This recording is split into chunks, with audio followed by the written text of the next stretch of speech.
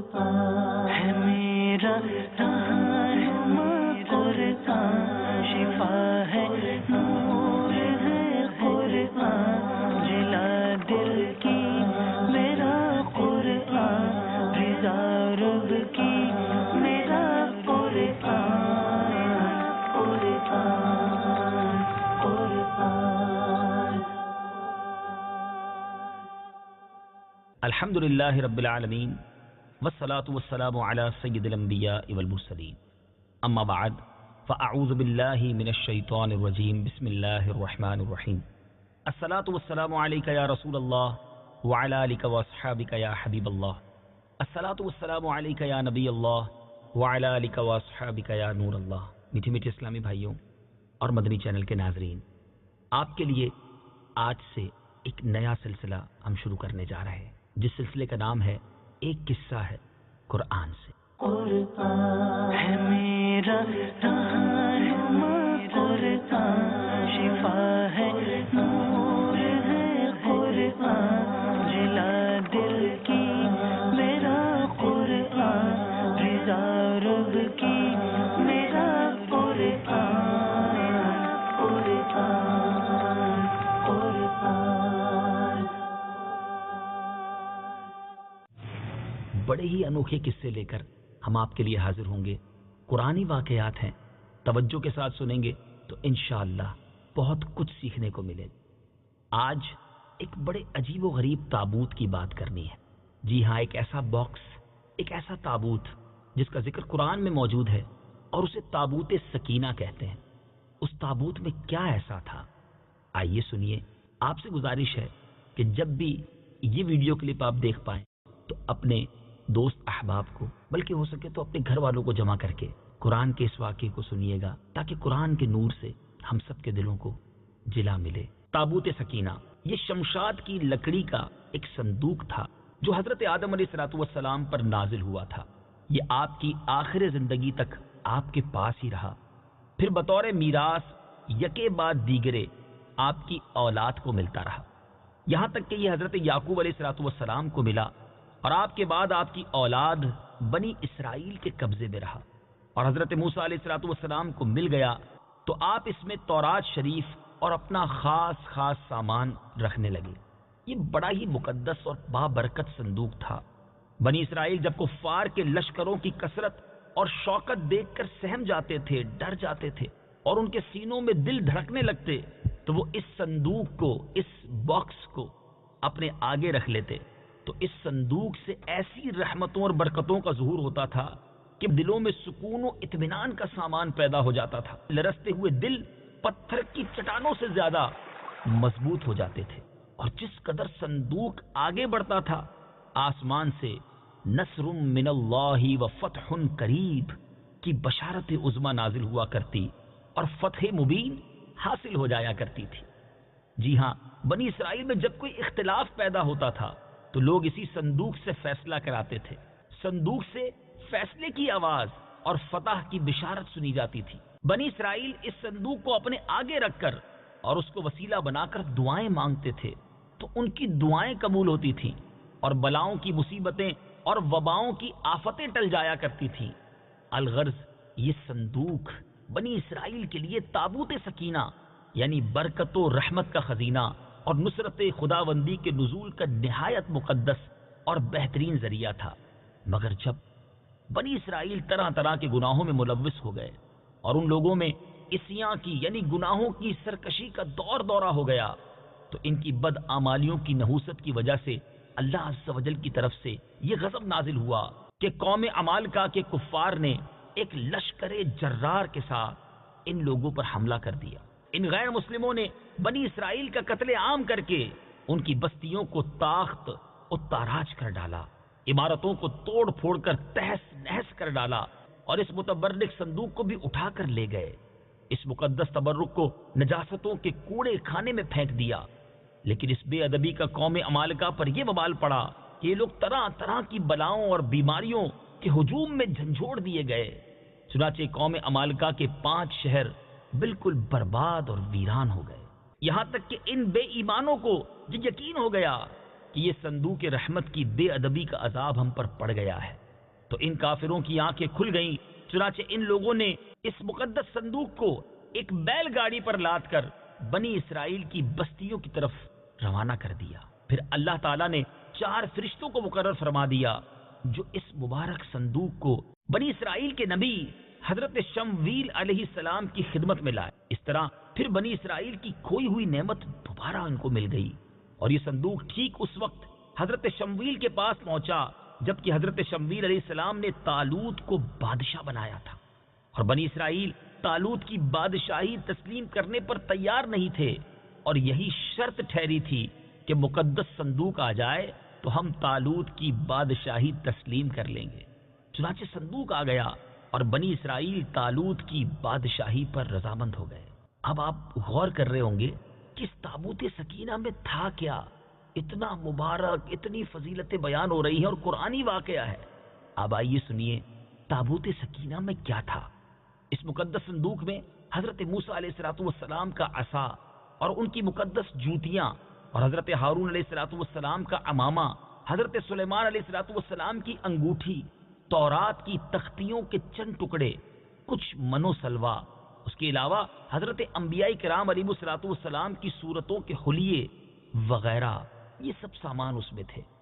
میٹھے میٹھے اسلامی بھائیوں، آپ جاننا چاہیں گے کہ قرآن مجید فرقان حمید میں اس صندوق کا، اس تابوت سکینہ کا تذکرہ کہاں اور کیسے موجود ہے؟ چنانچہ پارہ 2 سورہ بقرہ آیت نمبر 248 میں ارشاد ہوتا ہے، وقال لهم نبيهم إن آية ملكه أن يأتيكم التابوت فيه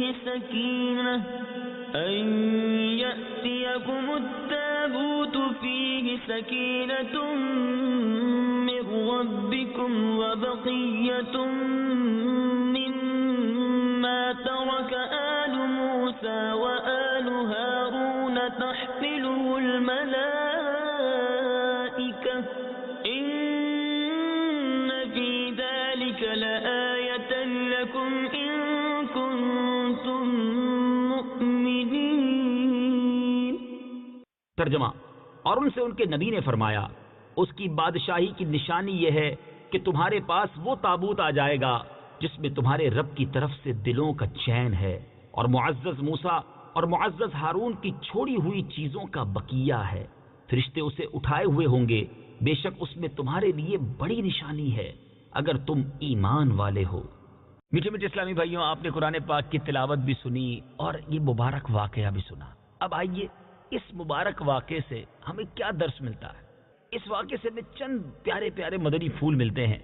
معلوم ہوا کہ بزرگوں کے تبرکات کی خداوند قدوس کے دربار میں بڑی عزت و عظمت ہے، اور ان کے ذریعے مخلوق خدا کو بڑے بڑے فیوز و برکات حاصل ہوتے ہیں۔ ذرا غور تو کیجئے نا کہ یہ صندوق جس میں حضرت موسیٰ علیہ السلام کی مبارک جوتیاں ہیں، آپ کا عصا اور حضرت ہارون علیہ السلام کا عمامہ ہے، تو اللہ تبارک و تعالیٰ کی بارگاہ میں یہ صندوق اس قدر مقبول، مکرم اور معظم ہو گیا کہ فرشتوں نے اس کو اپنے نورانی کندھوں پر اٹھا کر حضرت شمویل علیہ السلام کے دربار نبوت میں پہنچایا، اور خداوند قدوس نے قرآن مجید میں اس بات کی شہادت دی، فيه سكينة من ربكم، یعنی مومنوں کے قلوب کا اطمینان اور ان کی روحوں کی تسکین کا سامان تھا۔ مطلب یہ کہ اس پر رحمت الہی کے انوار و برکات کا نزول اور اس پر رحمتوں کی بارش ہوا کرتی تھی۔ تو معلوم ہوا کہ بزرگوں کے تبرکات جہاں اور جس جگہ بھی ہوں گے، ضرور ان پر رحمت خداوندی کا نزول ہوگا، اور اس پر نازل ہونے والی رحمتوں اور برکتوں سے مومنین کو سکون قلب اور اطمینان روح کے فیوز و برکات ملتے ہیں۔ دوسری بڑی پیاری بات جو اس مبارک واقعے سے سیکھنے کو ملتی ہے کہ جس صندوق میں اللہ والوں کے لباس، عصا اور مبارک جوتیاں ہوں، جب اس صندوق پر اطمینان کا سکینہ اور انوار و برکات کا خزینہ خدا کی طرف سے اترنا قرآن سے ثابت ہے، تو بھلا جس قبر میں ان بزرگوں کا پورا جسم رکھا ہوگا، ان قبروں پر رحمت و برکت اور سکینہ اور اطمینان کیا نہیں اترے گا؟ ہر عاقل انسان جس کو خداوند عالم نے بصارت کے ساتھ ساتھ ایمانی بصیرت بھی عطا فرمائی ہے، وہ ضرور اس بات پر ایمان لائے گا کہ جب بزرگوں کے لباس اور ان کی جوتیوں پر سکینہ اور رحمت کا نزول ہوتا ہے تو ان بزرگوں کی قبروں پر بھی رحمت خداوندی کا خزینہ ضرور نازل ہوگا. اور جب بزرگوں کے مزارات پر ان کی قبروں پر رحمتوں کا نزول ہوتا ہے تو جو مسلمان ان مقدس قبروں کے پاس حاضر ہوگا تو ضرور اس پر بھی بارش انوار رحمت کے چند قطرات برس ہی جائیں گے. کیونکہ جو موسلا دھار بارش میں کھڑا ہوگا ضرور اس کا کپڑا اور بدن بھیگے گا. جو دریا میں غوطہ لگائے گا ضرور اس کا پانی اس کے بدن کو تر کرے گا. جو عطر کی دکان پر بیٹھے گا تو ضرور اس کی خوشبو نصیب ہوگی. تو ثابت ہو گیا کہ جو مسلمان بزرگوں کی قبروں پر اچھی نیتوں کے ساتھ حاضری دیں گے ضرور وہ فیوز و برکات کی دولتوں سے مالا مال ہوں گے اور ضرور ان پر خدا کی رحمتوں کا نزول ہوگا جس سے ان کے مصائب و آلام دور ہوں گے اور دین و دنیا کے فوائد اور منافع حاصل ہوں گے. اور تیسرا مدنی پھول جو اس واقعے سے سیکھنے کو ملتا ہے کہ جو لوگ بزرگوں کے تبرکات یا ان کی قبروں کی بے ادبی کریں گے وہ ضرور قہر قہار اور غضب جبار میں گرفتار ہوں گے.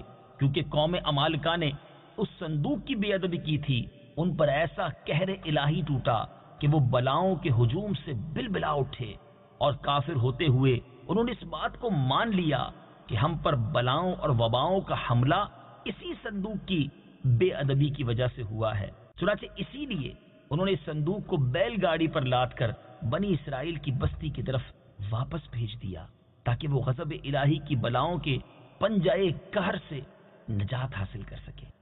چوتھی بات، جب اس صندوق کی برکت سے بنی اسرائیل کو فتح مبین ملتی تھی تو ضرور بزرگوں کی قبروں سے بھی مومنین کی مشکلات دفع ہوں گی اور مرادیں پوری ہوں گی.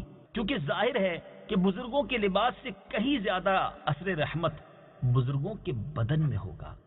اور پانچویں بات، اس واقعے سے یہ بھی معلوم ہوا کہ جو قوم سرکشی اور عصیان کے طوفان میں پڑ کر اللہ اور رسول کی نافرمان ہو جاتی ہے اس قوم کی نعمتیں چھین لی جاتی ہیں.